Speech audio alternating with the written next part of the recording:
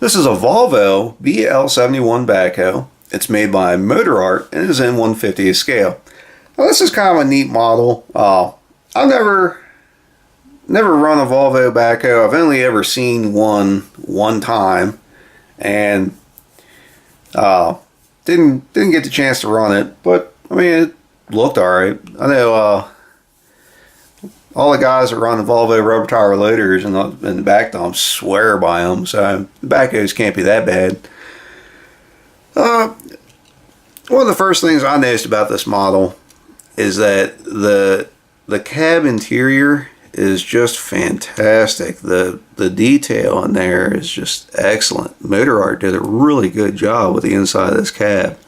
All the controls are in there. It's really well done. There's a lot of little, fine pieces in there. The windshield wipers are nice. The little Volvo emblem on the glass is nice. The lights are good. The handrails are really good. The mirrors are good.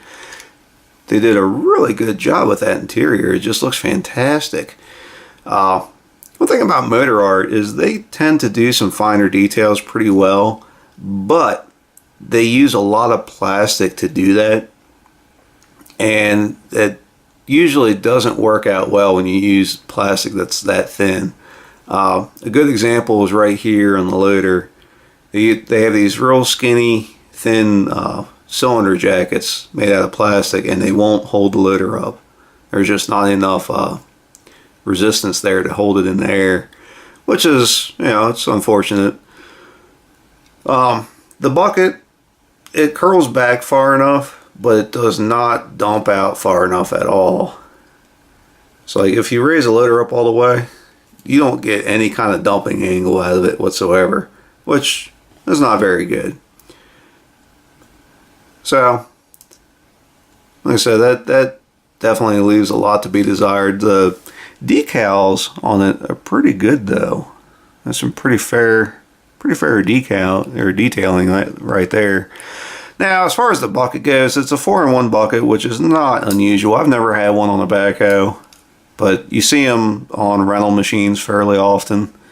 One with teeth, though, is interesting. I've never really seen a backhoe with teeth on it. Usually they're all, straight edge buckets. Now, these forks are interesting. These are, I think they're glued in place, because I had one of these years ago. I think this backhoe is probably 10 years old or so. Anyway, the forks actually did flip down like they were supposed to, but these, I'm pretty sure these have just been glued in place. I'm not sure why. They're either, they got to be glued, because they should work. As far as these forks go, I do not like them at all. I had them on a John Deere 310 SG, and they were horrendous.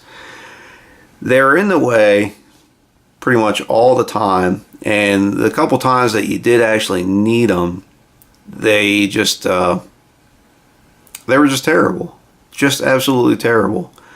I'd rather just throw them right into the dumpster where they belong than use them. If you compare these to like just a set of bolt-on forks, these are terrible. So anyway, that's enough about them. It does have steering, and the steering is actually pretty good. Not bad at all. Now, as far as the backhoe goes, it is a side shift backhoe, which I've never run. But you see them all the time in Europe, which is interesting. You really don't see them in the United States much at all. I'm sure they have their advantages. But like I said, I've never run one. Can't really say too much about it. One thing that's interesting about the, oh geez, there we go. Can't have nothing nice. The stabilizers, they're plastic, but they're stiff enough to hold the machine up, which is interesting. I wouldn't have expected that out of the plastic cylinders, or I guess stabilizers. But they do work. They work really well. The backhoe, it slides from side to side really well. One thing that's interesting is it has the boom latch here, which actually works. Not sure why you need that to work, but it does. Now the Backhoe cylinders are stiff enough that it'll hold itself up. The range of motion is not very good. Not very good at all.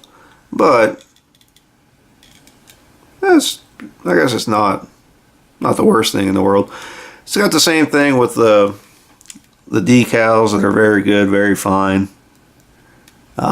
Decaling there. Now the extended hoe does not work. It is fixed in place. It looks like it'll work, but it does not. I don't know if you can see that, but it's kind of hard to tell. It's just one solid piece for the stick. So that's a little disappointing. The bucket's a little bit loose. But overall, certainly not a bad backhoe. As far as the 150 scale backhoe goes, it's really not that bad. It's got, it's got a couple things that I really don't like on it, but overall, it's certainly a nice model. I think it's got too much plastic on there. I mean, you can see that the stack there, that's obviously plastic. But for the most part, a lot of the plastic pieces, you can't really tell them apart from the metal, which Motorart did a really good job on. Anyway, that's about it. If you have any questions or comments, feel free to ask. And as always, thanks for watching. If you'd like to see more of what we have, please subscribe to Maryland Construction Diecast.